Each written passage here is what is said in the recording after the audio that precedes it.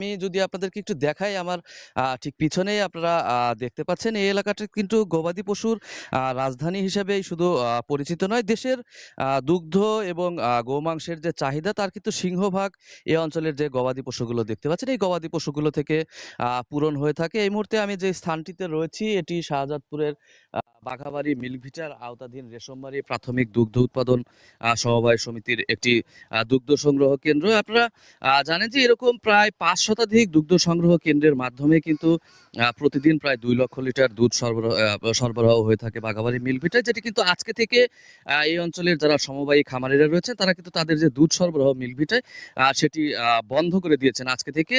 গত ২৫শে অক্টোবর বাঘাবাড়িতে সমবায়ীদের একটি সভা অনুষ্ঠিত হয়েছিল, যে সভা থেকে দুধের মূল্য বৃদ্ধি করা, মিল্কভিটার দুর্নীতি বন্ধ করা, মিল্কভিটার ব্যবস্থাপনা পরিচালকের অপসারণ, নির্বাচনের মাধ্যমে নতুন কমিটি গঠন সহ ৬টি দফায় দাবি জানানো হয়, যেগুলো পূরণ না হলে আজ অর্থাৎ ২রা নভেম্বর থেকে দুধ সরবরাহ বন্ধ করে দেওয়া হবে বলে আলটিমেটাম প্রদান করা হয়। তো আমি যে সমিতিটিতে এই মুহূর্তে রয়েছি, এই সমিতিটির আওতাধীন প্রায় ১৪০টি গবাদি পশুর খামার রয়েছে, যে খামার থেকে প্রতিদিন প্রায় ২০,০০০-এরও বেশি লিটার দুধ কিন্তু মিল্কভিটায় সরবরাহ হয়ে থাকে।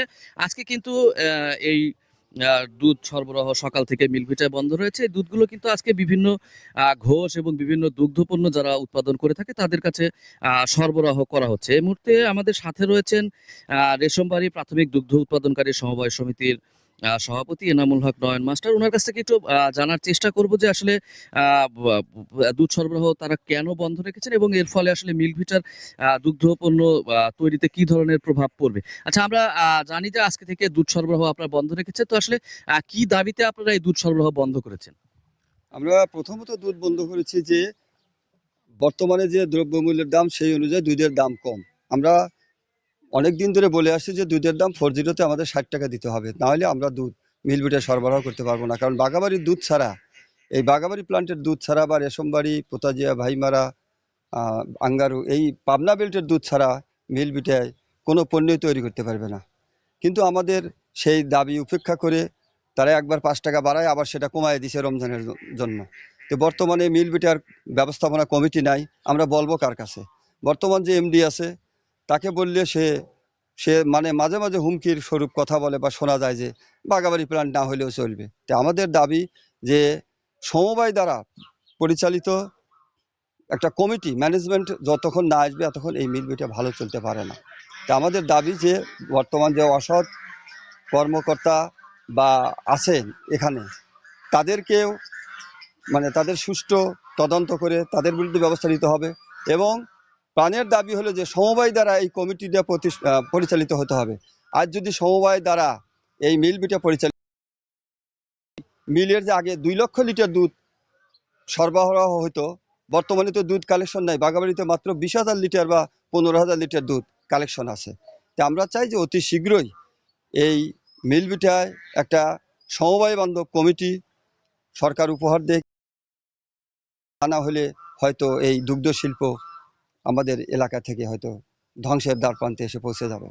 আচ্ছা, আজকে থেকে আপনারা যে কর্মসূচি শুরু করেছেন অর্থাৎ দুধ সরবরাহ মিলভিটায় বন্ধ করেছেন, এটি আসলে কতদিন নাগাদ আপনারা অব্যাহত রাখবেন এবং এই সময়ে যে দুধগুলো উৎপাদিত হবে সকাল এবং বিকাল সেই দুধ এখন আমরা কি করব? আমাদের তো নিরুপায়, কারণ দুধের দাম নাই, কম দাম দেয়, আমাদের গোখাদ্যের সাথে পোষায় না। তাই আমরা বিভিন্ন ঘোষের মাধ্যমে হয়তো দুধ দিতেছি, হয়তো 2-1 দিন দিতে পারবো।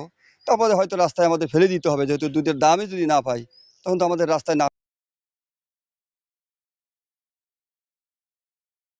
দুধগুলো বিক্রি আমরা করছে। 60 টাকা করে বিক্রি করতেছি, বর্তমানে 60 টাকা পার লিটার আহ, দুধে 60 টাকা করে বিক্রি করতেছি। ধন্যবাদ। যেমনটি শুনছিলেন এখানে যিনি সমিতির সভাপতি রয়েছেন, যেমনটি জানাচ্ছি আজকে কিন্তু গবাদি পশুর এই অঞ্চলের যে দুধ উৎপাদিত হয় সেটি কিন্তু 60 টাকা লিটার দামে সরবরাহ করা হচ্ছে আপনাদেরকে। যদি একটু জানাই, আসলে সিরাজগঞ্জের শাহজাদপুরে বিশ্বকবি রবীন্দ্রনাথ ঠাকুরের আগমনের মধ্য দিয়ে কিন্তু এই অঞ্চলে গবাদি পশু পালনের যে সূচনা সেটি কিন্তু হয় এবং ওই সময় থেকে কিন্তু শাহজাদপুরে গবাদি পশু থেকে দুগ্ধ উৎপাদন এবং দুগ্ধের বিভিন্ন পণ্য উৎপাদনও কিন্তু শুরু হয়, যেটি কিন্তু কালের বিবর্তনে 1973 সালে বা বাংলা বাংলাদেশ সমবায় মন্ত্রণালয়ের অধীনে বাঘাবাড়িতে একটি মিলভিটার দুগ্ধ পণ্য উৎপাদনকারী প্রতিষ্ঠান নির্মাণ করা হয়। এটি গড়ে ওঠার পরেই কিন্তু এই অঞ্চলে দুগ্ধ শিল্পে বিপ্লবের সৃষ্টি হয়। এই অঞ্চলেই কিন্তু শুধুমাত্র সিরাজগঞ্জের শাহজাদপুর এবং পাবনার যে বাঘাবাড়ি রয়েছে, এই বাঘাবাড়ি পাবনার যে বেড়া রয়েছে, এই অঞ্চলটিতে কিন্তু প্রায় ১৫০০ একর যে গোচারণ ভূমি রয়েছে, এই ১৫০০ একর গোচারণ ভূমিতে প্রায় ৩০,০০০ গবাদি পশুর খামার গড়ে ওঠে, যেখানে প্রায় ৩ লক্ষ গবাদি পশু কিন্তু লালন পালন করা হয়ে থাকে, যা থেকে প্রতিদিন প্রায় ৫ লক্ষ লিটার দুধ উৎপাদন হয়ে থাকে। যে দুধ বাঘাবাড়ি মিলভিটা প্রতিদিন ২ লক্ষ লিটার লিটার সরবরাহ হয়ে থাকে। অবশিষ্ট দুধ কিন্তু বিভিন্ন ঘোষদের মাধ্যমে বিভিন্ন পণ্য উৎপাদনের জন্য পাঠানো হয়। সর্বশেষ চলতি বছরের মে মাসে মিলভিটা লোকসানের অজুহাত দেখিয়ে কিন্তু প্রতি লিটার দুধের দাম ৫ টাকা কমিয়েছিল, যেটি কিন্তু এই মুহূর্তে ৪৮ থেকে ৫১ টাকা লিটারে বিক্রি হওয়ার কথা থাকলেও আসলে ফ্যাটের অজুহাত দেখিয়ে কিন্তু খামারিদেরকে ৪২ থেকে ৪৫ টাকা দুধের দাম পরিশোধ করা হয়েছে, যেখানে খোলা বাজারে কিন্তু ৬০ থেকে ৬৫ টাকা দরে কিন্তু এই দুধ বিক্রি হয়ে থাকে। মিলভিটা একদিকে যেমন সমবায়ী খামারিদের দুধের দাম কমিয়েছে, অন্যদিকে কিন্তু দুগ্ধ পণ্য যেগুলো উৎপাদন হয় সেগুলোর দাম কিন্তু বৃদ্ধি করা হয়েছে।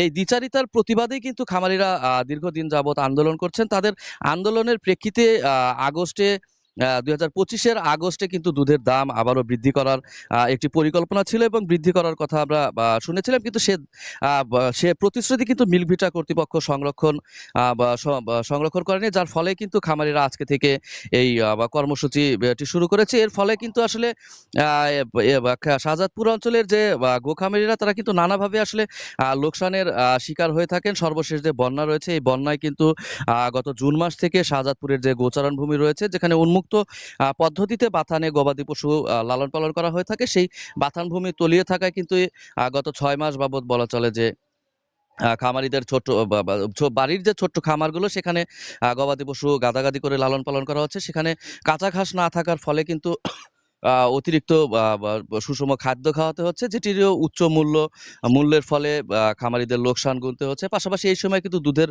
উৎপাদনও কমে থাকে। তো সবকিছু মিলিয়ে লোকসানের মুখে থাকা এই খামারিদের আজকের যে কর্মসূচি, এটি যদি অব্যাহত থাকে, তাহলে এই অঞ্চলের যে ৫ লক্ষ লিটার দুধ প্রতিদিন উৎপাদিত হয়ে থাকে, এই দুধ বিক্রি নিয়ে কিন্তু একটি সমস্যার সম্মুখীন হবেন খামারিরা। সেক্ষেত্রে কিন্তু খামারিরা যেমনটি বলছেন যে এর পরবর্তীতে কিন্তু তারা রাস্তায় দুধ ঢেলে প্রতিবাদ জানানোর মতো কর্মসূচিও তারা ঘোষণা করতে পারেন এবং কর্মসূচি পালন করতে পারেন। তো সবকিছু মিলিয়ে বলা চলে যে সিরাজগঞ্জের শাহজাদপুরের যে গবাদি পশু পালনের যে বিপ্লব সৃষ্টি হয়েছিল, সেই বিপ্লব কিন্তু বাঘাবাড়ির যে টানাপোড়েন, সেটির ফলে কিন্তু অনেকটাই বা এই মুহূর্তে হুমকির মুখে রয়েছে। তো এই ছিল সিরাজগঞ্জের শাহজাদপুরের রেশমবাড়ি গোবাথান থেকে মিলভিটায় দুধ সরবরাহের সর্বশেষ